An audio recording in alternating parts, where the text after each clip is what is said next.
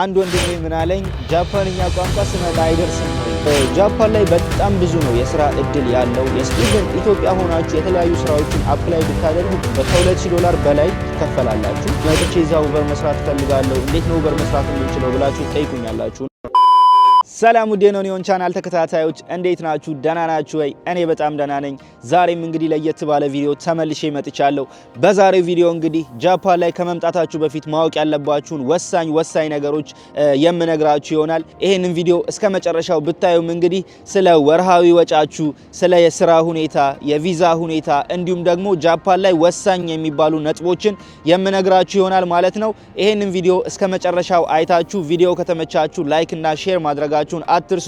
እንዲሁም ደግሞ ስለ ጃፓን ጠቃሚ መረጃዎችን ማግኘት የምትፈልጉ ከሆነ ይሄንን ቻናል ሰብስክራይብ ማድረጋችሁንም እንዳትረሱ ማለት ነው። ኢትዮጵያ ሆናችሁ ደግሞ ይሄንን ቪዲዮ እያያችሁ ካላችሁና እኔን ሰፖርት ማድረግ የምትፈልጉ ከሆነ VPN አብርታችሁ ብታዩ ሰፖርት ታደርጉኛላችሁ። ቀጥታ ወደ ቪዲዮ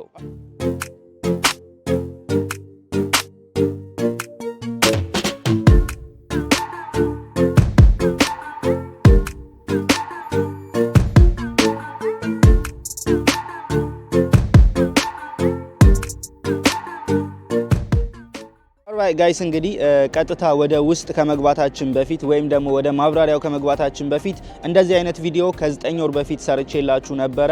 ያኔም በጣም ወዳችሁት አብዛኞቻችሁ ኮሜንትም አድርጋችሁልኝ ነበረ። አሁን ላይ ደግሞ ያው ከ9 ወር በኋላ የተቀየሩ ነገሮች አሉ። እሱንም ቪዲዮ ያላያችሁት ሰዎች ካላችሁ እዚህ ከስር ዲስክሪፕሽን ላይ ሊንኩን አስቀምጥላችኋለሁ፣ ገብታችሁ ማየት እንዳትረሱ። እንግዲህ አሁን ላይ የምሰራላችሁ ደግሞ ከዛ ጊዜ በኋላ ስለተቀየሩት ነገሮች እንዲሁም ደግሞ በተደጋጋሚ አሁን ላይ በቲክቶክ እና በቴሌግራም ሜሴጅ እየላካችሁልኝ ስለሆነ ለእያንዳንዳችሁ ከመመለስ ይልቅ እንደዚህ አጠር መጠን ያለ ቪዲዮ ሰርቶ ማቅረቡ ለእናንተም ጠቃሚ ነው ብዬ ስላሰብኩኝ ነው ማለት ነው። ኦልራይት እንግዲህ ወደ መጀመሪያው ወሳኙ ነጥባችን ስንሄድ የመጀመሪያው ነገር ሁሌም እንደምላችሁ ቋንቋ ነው። ቋንቋ ካልቻላችሁ ጃፓን ላይ ስራ ማግኘት አትችሉም። ይሄንን ነገር አሁንም በደንብ እንድታዳምጡኝ የምፈልገው ጃፓን ላይ ያሉ ካምፓኒዎች እንዳለ ማለት ይቻላል ያለ ጃፓንኛ ስራ አይቀጥሯችሁ። ትንሹም ቢሆን ከጉልበት ስራ ጀምሮ እስከ ትልቁ የግድ ጃፓንኛ ቋንቋ ያስፈልጋል። ብቸኛው ጃፓንኛ ቋንቋ ሳትችሉ ልትሰሩት የምትችሉት ስራ ለምሳሌ እንግሊዘኛ ማስተማር ከሆነ እሱንም ፍሉዌንት ሌቭል ከሆናችሁ ጃፓንኛ ባትችሉም ልታገኙ ትችላላችሁ። ግን ደግሞ ለሱ ቪዛ ያስፈልገዋል። ማለትም መስሪያ ቤቱ በወርኪንግ ቪዛ ቀጥሮ ካላመጣችሁ በስተቀር ብዙ ጊዜ ለማግኘት ይከብዳል። እዚህ ሀገር ላይ ሆናችሁም ሎንግ ተርም ሬዚደንት ወይም ደግሞ ፐርማነንት ሬዚደንት ካልሆናችሁ እንደዛ አይነት ስራዎችን ለማግኘት ይከብዳል። ስለዚህ ትንሹን ስራ መስራት ከሆነ የምትፈልጉትና ከትንሹ መነሳት ከሆነ የምትፈልጉት የግድ የጃፓንኛ ቋንቋ ያስፈልጋችኋል። ታዲያ ያስፈልጋችኋል ስላችሁ ደግሞ ምን ያህል ነው ወደሚለው ነገር ስንመጣ በጃፓንኛ JLPT የሚባል የጃፓንኛ ቋንቋ ክህሎት መመዘኛ ፈተና አለ። እሱም ፈተና ከN1 እስከ N5 ድረስ ሌቭል ሲኖረው ጥሩ የሚባለው ሌቭል N1 ነው፣ ሊስት የሚባለው ደግሞ N5 ነው። ስለዚህ ቢያንስ ቀላል የሚባለውን ስራ ለመስራት ቀላል ስላችሁ ጃፓንኛ ላይ ያስፈልገው የሚችለው የጉልበት ስራዎች ሊሆን ይችላል፣ የተባላችሁትን ብቻ ሰምቶ መስራት ሊሆን ይችላል። እንደዛ አይነት ስራዎችን መስራት የምትፈልጉ ከሆነ ቢያንስ N4 ወይም N3 ድረስ መድረስ አለባችሁ። ሌላኛው ደግሞ እንግዲህ የተሻለ ስራ መስራት የምትፈልጉ ከሆነና ቋንቋ በደንብ ተጠቅማችሁ ሴልስ እንዲሁም በደንብ ቋንቋ የሚያስፈልጋቸው ሱፐርማርኬቶች የመሳሰሉት አይነት ቦታዎች ላይ ለመስራት እስከ N2 ድረስ መድረስ አለባችሁ ማለት ነው። N2 እንግዲህ ቢዝነስ ሌቭል የሚባለው የቋንቋ ክህሎት መመዘኛ ፈተና ነው። ፈተናውን ማየትና መሞከር የምትፈልጉ ከሆነ ሊንኩን ከስር አስቀምጥላችኋለሁ። እናንተም JLPT ብላችሁ ሰርች ብታደርጉ ስለሚመጣላችሁ ቼክ ማድረግ ትችላላችሁ ማለት ነው። ባጭሩ ግን ላሳስባችሁ የምፈልገው ነገር ጃፓንኛ ቋንቋ በጣም ወሳኝና አስፈላጊ ነገር ነው። ሰሞኑን እንግዲህ ከገጠሙኝ ገጠመኞች መካከል በቴሌግራም ላይ አንድ ወንድሜ ምን አለኝ ጃፓንኛ ቋንቋ ስመጣ አይደርስም ወይ ባልችልስ ምን ችግር አለው ብሎ ሜሴጅ ጽፎልኝ ነበርና እውነት ለመናገር በሰዓቱ በጣም ነበር የገረመኝም የሳኩትኝም። ምክንያቱም አንድ ጃፓን እንደሚኖር ሰው ጃፓን ላይ ቋንቋ ሳትችሉ መኖር ማለት ምን ያህል ከባድ እንደሆነ ሌሎች ኢትዮጵያውያንን ብትጠይቁ ያብራሩላችኋል ብዬ አስባለሁ።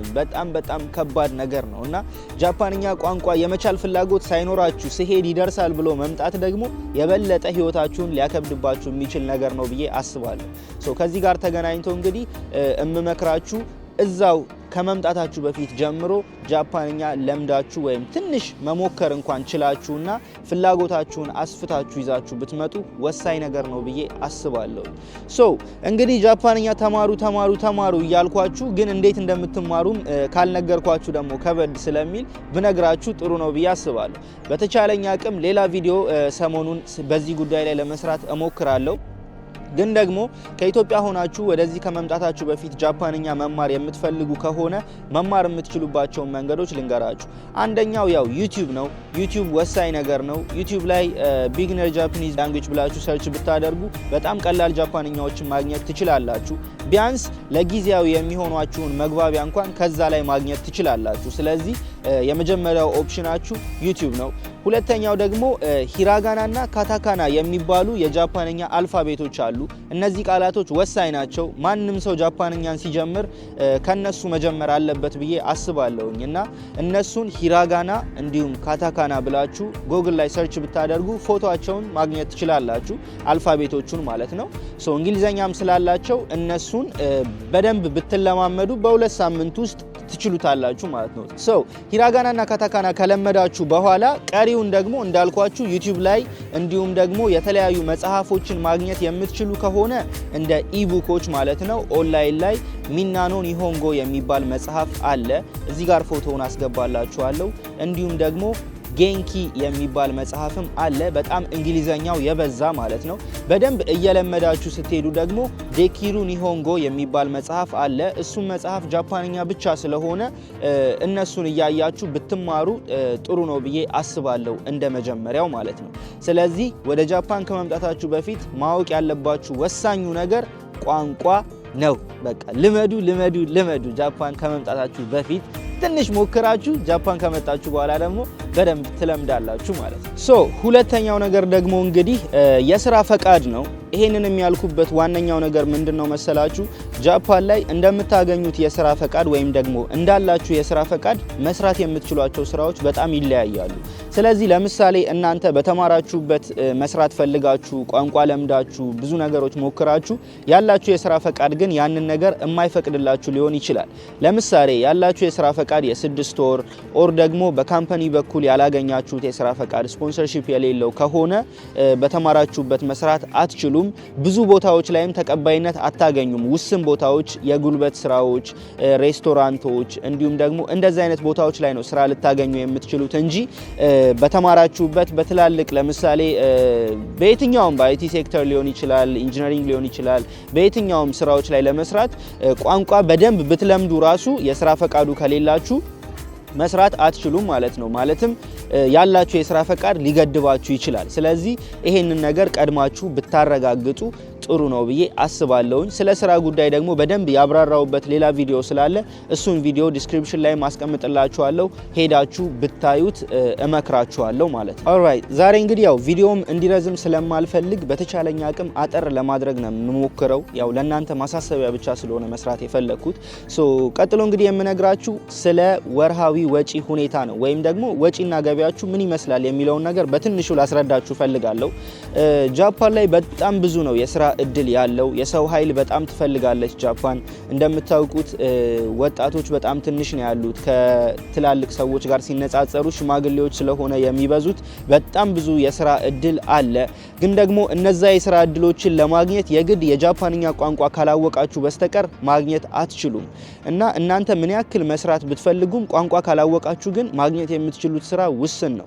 ኢቭን ኢትዮጵያ ሆናችሁ ቋንቋ ለምዳችሁ የተለያዩ ስራዎችን አፕላይ ብታደርጉ በእርግጠኝነት የምነግራችሁ መምጣት ትችላላችሁ፣ በስራ ፈቃድም ቢሆን ማለት ነው። ብዙ እኔ የምቃወማቸው ነገሮች ምንድናቸው መሰላችሁ? እናንተ በመጀመሪያ እዚህ ሀገር መታችሁ ስራ መስራት ስትፈልጉና እንደዚህ ሄጄ መስራት አለብኝ ብላችሁ ስታስቡ ከናንተ መሟላት ያለበትን ነገር ማሟላት አለባችሁ ብዬ አስባለሁ። ምክንያቱም የመጀመሪያው አሁን ላይ ቀላሉ ማሟላት የምትችሉት ነገር ቋንቋ ነው። ቋንቋ ሳትችሉ ስራ እናገኛለን ሄደን እዛ ህይወታችንን እንመራለን ማለት በጣም ከባድ ነገር ነው። ስለዚህ ያው ቋንቋ ወሳኙ ነገር ስለሆነ ቋንቋ ከቻላችሁ የስራ እድል በጣም አለ የሚለውን ነገር ልነግራችሁ ፈልጋለሁ ማለት ነው። ወጫችሁ እንግዲህ የሚሆነው በመጀመሪያ ቋንቋ ችላችሁ ስራ ካገኛችሁ $2000 በላይ ትከፈላላችሁ። 3000 4000 እያለ እንደናንተ ቅልጥፍናና እንደ ቋንቋ ችሎታችሁ እንደምታገኙት ስራ ይወሰናል። ቋንቋ ሳትችሉ ደግሞ እንግዲህ ያው በሰው ሊሆን ይችላል ኦር የምታውቁት ሰው ሊያስገባችሁ ይችላል ኦር ጓደኛ ኖሯችሁ ምናምን ካልሆነ በስተቀር ሳትችሉ ልታገኙት የምትችሉት ስራ ስለሌለ እሱን ያው ምንም አይነት ተመን ሳልሰጠው ልለፍ ማለት ነው። ግን ቋንቋ ችላችሁ ስራ ካገኛችሁ ሚኒማም $2000 ማክሲማም ደግሞ ያው ይቀጥላል እንደናንተ አቅምና እንደናንተ ሩጫ ይቀጥላል ማለት ነው። ሌላኛው ላሳስባችሁ የምፈልገው ነገር በሪፊውጂ ስታተስ ወይም ደግሞ ሪፊውጂ ኬዝ አመልካች ሆናችሁ ኡበር መስራት አትችሉም። ብዙ ጊዜ የኡበር ቪዲዮዎችን ስሰራ መጥቼ እዛ ኡበር መስራት ፈልጋለሁ እንዴት ነው ኡበር መስራት የምንችለው ብላችሁ ትጠይቁኛላችሁና ኡበር በሪፊውጂ ስታተስ በስቱደንት ቪዛ መስራት አትችሉም። ይሄንን ነገር ቀድማችሁ ማወቅ አለባችሁ ብዬ አስባለሁኝ። በመቀጠል ደግሞ እንግዲህ ወርሃዊ ወጪ ላይ ስንመጣ የቤት ኪራይ ነው። የቤት ኪራይ እንግዲህ ከዚህ በፊት ሰሞኑን አንድ ቤት ስንከራይ ቪዲዮ ቀርጬ አሳይቻችሁ ነበረ። ስለ ቤት ሁኔታ በጃፓን ብዬ የሰራሁት ቪዲዮ አለ። እሱን ገብታችሁ ማየት ትችላላችሁ። በስነ ስርዓት ምን አይነት ቤቶች እንዳሉም ያሳየውበት ቪዲዮ ስለሆነ ማለት ነው። የቤት ኪራይ እንግዲህ እዛም ላይ እንዳያችሁት ወይም ደግሞ ከዚህ በኋላ እንደምታዩት ሚኒማም $300 ነው። ቶኪዮ ዙሪያ ሆኖ ቤት ለመከራየት ከፈለጋችሁ ሚኒማም $300 ማክሲማም ደግሞ ያው 6 7 8 9 እያለ ይቀጥላል እንደ ቤቱ ጥራትና ስፋት ማለት ነው። ቤቶቻቸው በጣም ጠባብ ናቸው። ይሄንን እያወራ ያለሁት ለአንድ ሰው ነው ባይ ዘ ዌይ ለሁለት ለሶስት ሰው አይደለም። ቀጥሎ እንግዲህ ወጫችሁ ሊሆን የሚችለው ነገር ያው የምግብ ነው። ምግብ ባይ ዘ ዌይ አሁን በጣም ኑሮ ተወዷል ጃፓን ላይ አይ ዶንት ኖ ዋይ የን ስለወደቀም ሊሆን ይችላል ግን ኑሮ በጣም ተወዷል እና ምግብ እቤታችሁ የምትሰሩ ከሆነ እንደየሰው ይለያያል። ግን ቢያንስ ከ300 በቃ አታጠፉም ከተባለ $200 ኖርማል እንደ ኖርማል ሰው ከበላችሁ $300 ውጪም የምትጠቀሙ ከሆነ ደግሞ 4 5 እያለ እንደናንተ አጠቃቀም ይወጣል ማለት ነው። ያን ያህል ይሆናል። በትንሹ ከ300 እስከ 600 አቨሬጅ ብትይዙት ጥሩ ነው ብዬ አስባለሁ ለምግብ የሚለውን ነገር። ቀጥሎ እንግዲህ ዩቲሊቲ ነው። መብራት፣ ውሃ፣ ጋዝ የሚሉት ነገሮች ላይክ ቢያንስ $100 እስከ $150 እንዳጠቃቀማችሁ ቤት በጣም ኩክ የምታደርጉ ከሆነ 200ም ከዛም በላይ ሊሆን ይችላል። ግን ያው የናንተ አጠቃቀም ይወስነዋል ማለት ነው። ኖርማል በደንብ ቆጥባችሁ የምትጠቀሙ ከሆነ $100-150 በቂ ነው ለሁሉም የጋዝ የመብራት የውሃን ሸፍኖ ማለት ነው። ቀጥሎ እንግዲህ ትራንስፖርቴሽን ነው። ለትራንስፖርቴሽንም እስከ $100 ድረስ ብታስቡ ጥሩ ነው። $50-60 ልታወጡ ትችላላችሁ። ግን ማክሲማም $100 ነው ማለት ነው። ስለዚህ እናንተ በትንሹ ኢንከም ሚኒማም ቋንቋ ለምዳችሁ $2000 እንኳን ብታገኙ ያው ወጫችሁን አውጥታችሁ ሌሎች ነገሮቻችሁ ላይ መጠቀም ትችላላችሁ ማለት ነው። ልነግራችሁ የምፈልገው ነገር ወጪው ያን ያክል የሚጎዳችሁ ነገር አይደለም። ግን ደግሞ ስራውን ለማግኘት የግድ ቋንቋ ያስፈልጋችኋል ማለት ነው። በቀጣይ ደግሞ ቪዲዮዎች እንግዲህ ቋንቋ እንዴት መማር እንደምትችሉ በሰፊው ለማብራራት እሞክራለሁ። እንዲሁም ደግሞ የተለያዩ ትምህርት ቤቶችንም እነግራችኋለሁ። ሌላው እንግዲህ በዚሁ አጋጣሚ ላሳስባችሁ የምፈልገው ነገር ምንድነው፣ አብዛኞቻችሁ በቴሌግራም ከላካችሁልኝ ሜሴጅ መካከል አንዱ ምንድነው፣ ወደ ጃፓን መታችሁ ጃፓንኛ ቋንቋ ሳትችሉ ስራ ማግኘት ትችላላችሁ፣ እኛ የስራ ቪዛ እናሰጣችኋለን፣ እናስቀጥራችኋለን፣ መጀመሪያ በቪዚት ቪዛ ወደ ጃፓን ብቻ እናንተ ኑ ምናምን የሚሉ የተለያዩ ትክክል ያልሆኑ ኢንፎርሜሽኖችን የሚሰጧችሁ ሰዎች እንዳሉ ነግራችሁኛል። እንዲሁም እናንተ እንዳረጋግጥላችሁ እንደምትፈልጉ ጠይቃችሁኛል በቴሌግራም። አንድ ጃፓን እንደሚኖር ሰው እንደዛ የሚባል ነገር የለም። ጃፓንኛ እስካልቻላችሁ ድረስ ጃፓን ላይ ስራ ማግኘት አትችሉም። ልታገኙ የምትችሉትም ስራ ውስን ነው እምላችሁ። ቢያንስ እናንተ ኔቲቭ እንግሊዘኛ ተናጋሪ ከሆናችሁ እንግሊዘኛ ማስተማር የመሳሰሉትን ልታገኙ ትችላላችሁ። ግን ለሱም የስራ ፈቃድ ይገድባል ብዬ አስባለሁ። እንዳላችሁ የስራ ፈቃድ ይለያያል። ስለዛ እንድታውቁ የምፈልገው ነገር ቋንቋ ሳትችሉ ስራ ትችላላችሁ ካሏችሁ ልክ እንዳልሆነ ቢገባችሁና ልክ አይደለም ብላችሁ ብትሉ ጥሩ ነው ብዬ አስባለሁና እኔ ልላችሁ የምችለው ነገር ይሄ ነው። በእንደዚህ አይነት መልኩ እንዳትሸወዱ። እናንተም እንግዲህ ይሄንን ቪዲዮ አይታችሁ የተወሰነ ነገር እንደተጠቀማችሁበት ተስፋ አደርጋለሁ። ያው ዛሬ ትንሽ ዘብረቅረቅ አርጌባችሁ ሊሆን ይችላል፣ ግን ደግሞ በተደጋጋሚ ቲክቶክ ላይ ወይም ቴሌግራም ላይ የምጠይቁኝን ጥያቄዎች ስለሆነ ለመመለስ የሞከርኩትኝ። አሁን ላይ ጃፓን ያለው የስራ ሁኔታ ይሄንን ይመስላል። ወሳኙም ነገር እነዚህ ናቸው። ከነዚህ ውጪ ደግሞ እንግዲህ ያው ያሉትን ነገሮች በሌላ ቪዲዮ ለመስራት እሞክራለሁ ማለት ነው። ይሄንን ቪዲዮ እስከ መጨረሻው ስላያችሁት አመሰግናለሁ። ቻናሌን ሰብስክራይብ ብታደርጉ ብዙ ስለ ጃፓን የተለያዩ ኢንፎርሜሽኖችን ማግኘት ትችላላችሁ። ከዚህ በፊት የሰራኋቸውን ቪዲዮ እንግዲህ መለስ ብላችሁ ብታዩዋቸው ይጠቅሟችኋል ብዬ አስባለሁ። በቀጣይ ቪዲዮ እስከምንገናኝ ድረስ ፒስ አውት።